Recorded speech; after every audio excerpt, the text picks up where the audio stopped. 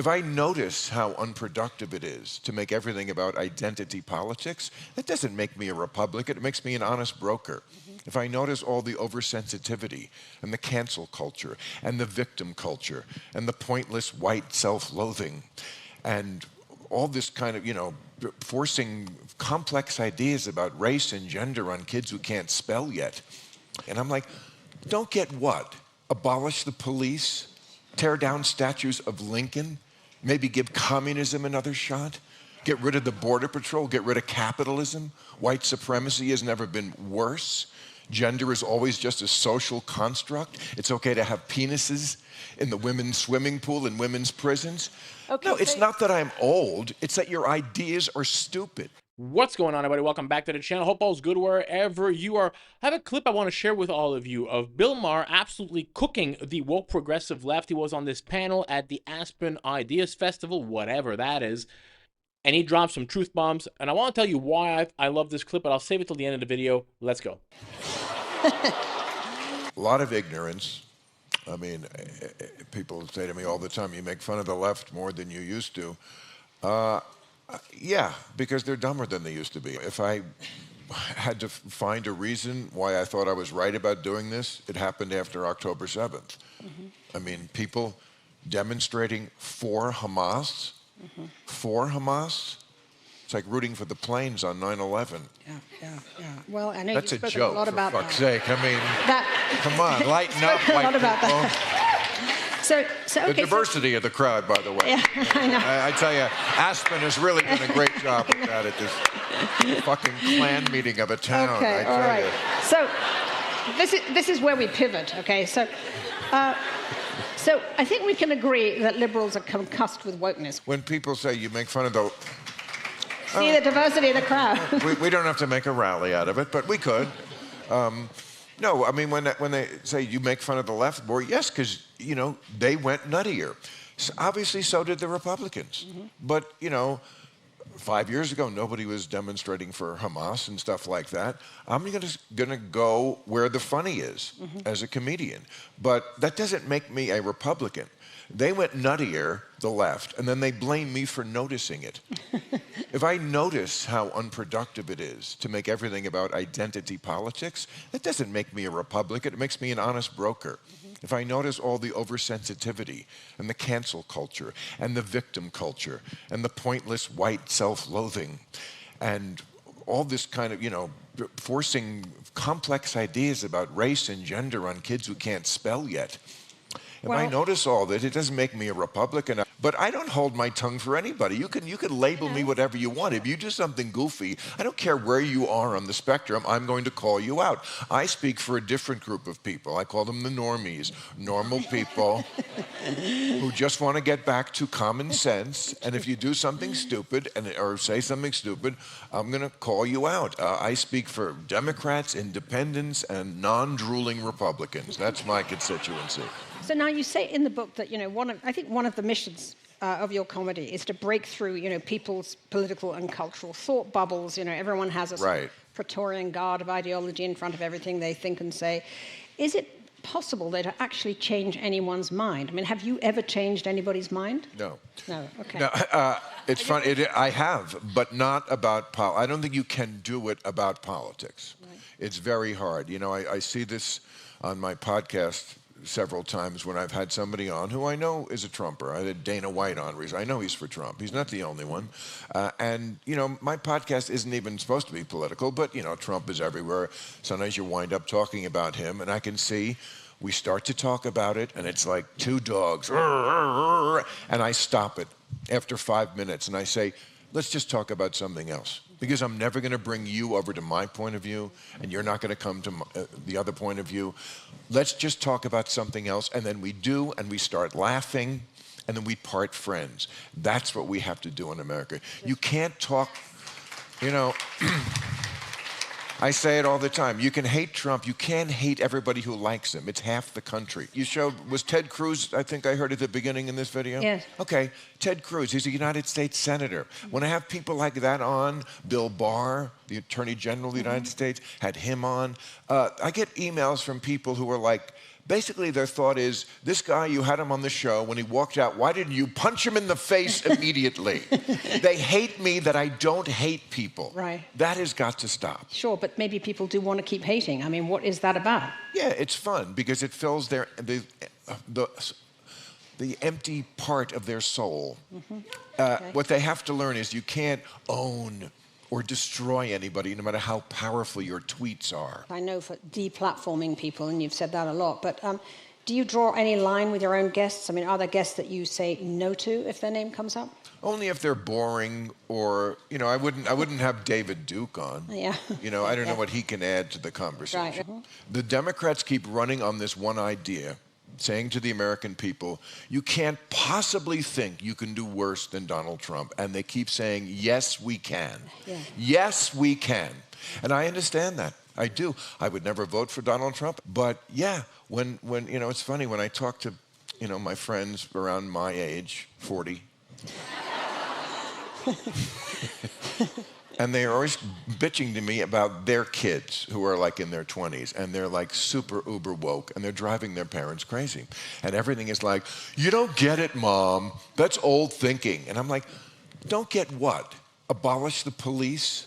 Tear down statues of Lincoln? Maybe give communism another shot? Get rid of the Border Patrol? Get rid of capitalism? White supremacy has never been worse? Gender is always just a social construct. It's okay to have penises in the women's swimming pool in women's prisons. Okay, no, it's not that I'm old. It's that your ideas are stupid.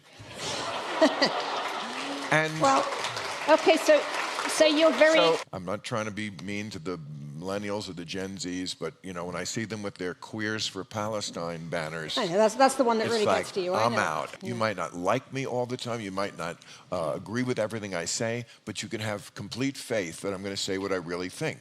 And very often it's things that other people are just afraid to say or are thinking themselves. Yeah, and no, so that, they just you say that the thing that people are thinking, it is absolutely Yeah, and they just like to hear someone else say it and go, oh, I guess I'm not crazy. You didn't have that sort of the anger that fuels so many of the comedians I mentioned. Well, I don't know if I still...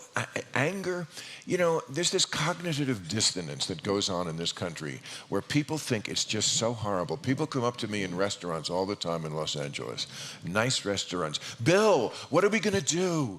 And I'm like, look around, finish your $800 meal. Why don't you do that? Is life really that horrible? Just realize how lucky you are and how good your life is. I just walked around Aspen. It's not that horrible out there in America.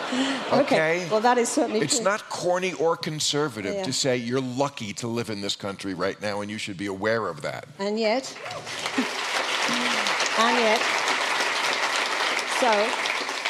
so Marjorie Taylor Greene has called for a national divorce, right? Yes. Yes, so as the country's de facto couples therapist, how do you see this rising rancor playing out, and who gets you in the divorce? Well, let's not get divorced, is what Yeah. the first thing I would say. This is a terrible idea. We have to learn to talk together again, to sit together again, to mingle. People who don't agree with each other should mingle. I mean, if I ask this crowd, any Trump people here in this crowd? I bet you there are. But they're too intimidated to even speak up or raise their hand. That's not a good way to go. This is not a way to do it, to operate America like a prison yard where we have to be each in our own tribe. We have to talk together, mingle together. We're all too in our own bubbles, in our own media silos. And that's not the way we bring this country together. And I don't want a national divorce.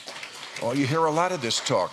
Civil war, let's do this thing. Let's not. Sounds fun, but it's a little impractical.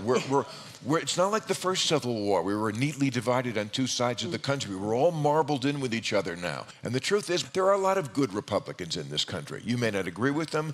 Get over that. People are from different backgrounds. They have different values. They're brought up differently than you are. Doesn't mean they're bad people. You have to remember that America is a family, and the definition of family is people who hate each other without resorting to violence. One thing I like about Bill Maher, I like that he's honest.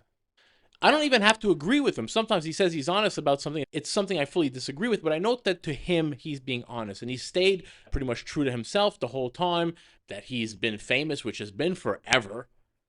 He was famous when I was a little kid. I actually think he's got more in common with the MAGA Republicans right now than he has in common with his own party. But he'll never change. He's got a good amount of TDS. But what I do appreciate is that he calls out his own party. What I appreciate is somebody who says what he thinks, and he's honest about it, and he calls stuff out, which is what on our side we are starting to lose. And I get pushback when I say this. But nobody wants to lose any subscribers or followers or get some dislikes on their video. So nobody ever says anything wrong, and not even something wrong, but nobody ever criticizes or questions what Trump and his administration are doing. And that is a problem. You have to ask questions. I'm somebody who does ask questions, and I am happy. I have my great people in my comment section. I am happy to be proven wrong by all of you. Happy to. I am here to learn. I am not a poli-sci guy. I am not a geopolitics expert. I do this because I care about these issues and I like talking about it with all of you. But for example, I love Benny Johnson. I've met Benny. He's great. He's been a hero for our side. The guy's got millions of followers. Super nice guy. Everybody likes Benny. But what Benny doesn't do is he will not say anything wrong about anyone. For example, I will say Pam Bondi is someone I don't care for. I don't care for because I'm a Second Amendment guy. I'm a pro-2A guy. I'm very proud of that, and she is not.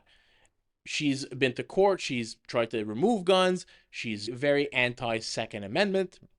She's Israel first. She used to work for the Qataris. This whole thing with the Epstein files. Ghislaine Maxwell is still alive and in prison. We can just go ask her. We don't have to wait for these FBI, that they're telling us, oh, these FBI are hiding the files or they're corrupting the files. Yeah, I don't buy it. It doesn't pass the smell test to me, but nobody wants to say that. Everybody just goes with the story that she's saying. I don't need her to be on Fox News 110 times a week. I need her to get shit done. So I'm critical of Pam.